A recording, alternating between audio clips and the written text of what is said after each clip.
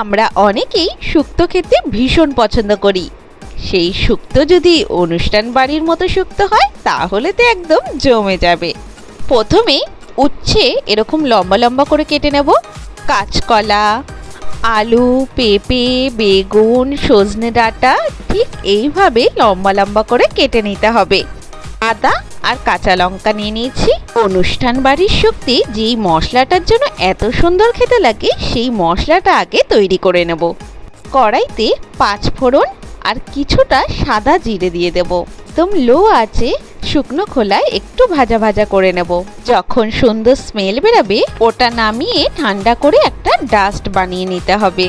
কড়াইতে সর্ষের তেল দিয়ে দেব। সর্ষের তেলের মধ্যে কিছুটা বড়ি আমি হালকা লালচে করে ভেজে নেব। ওই তেলের মধ্যে আগে বেগুনগুলো সামান্য একটু নুন দিয়ে ভেজে তুলে নেব। আবারও কিছুটা তেল দিয়ে ওর মধ্যে উচ্ছেগুলো ভেজে নেব। উচ্ছেগুলো ভাজা হচ্ছে তার মধ্যে আদা, কাঁচা লঙ্কা, রাঁধুনির একটা পেস্ট তৈরি করে নেব। উচ্ছেগুলো একটু কড়া করে ভেজে তুলে রেখে দেব যাতে তেতোটা কম হয়। ওই তেলের মধ্যে 5 ফোড়ন, শুকনো লঙ্কা, তেজপাতা ফোড়ন দিয়ে দেব।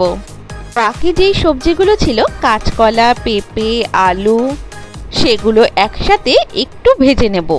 সামান্য নুন আর 1 ছিটে হলুদ দিয়ে এই সবজিগুলোকে একটু লালচে করে ভেজে ওর মধ্যে সজনে ডাঁটাগুলো দিয়ে দেব।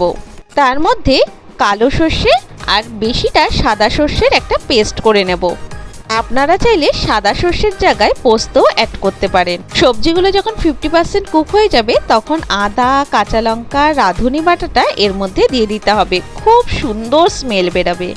খুব ভালো করে মশলার সাথে সবজিগুলো ভাজা ভাজা করতে হবে।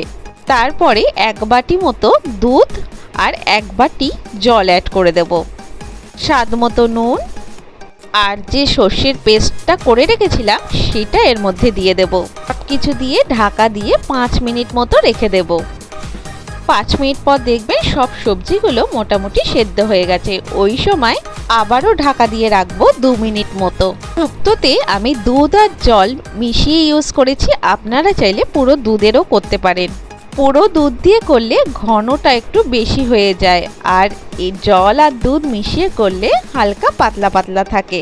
এর মধ্যে স্বাদ মতো চিনি আর 1 চামচ মতো ঘি আর যে ভাজা মশলাটা করে রেখেছিলাম সেটা ছড়িয়ে গ্যাসের ফ্লেমটা বন্ধ করে দিয়ে কিছুটা সময় রেখে দেব। অনুষ্ঠান বাড়ির শুক্তো কিন্তু একদম রেডি।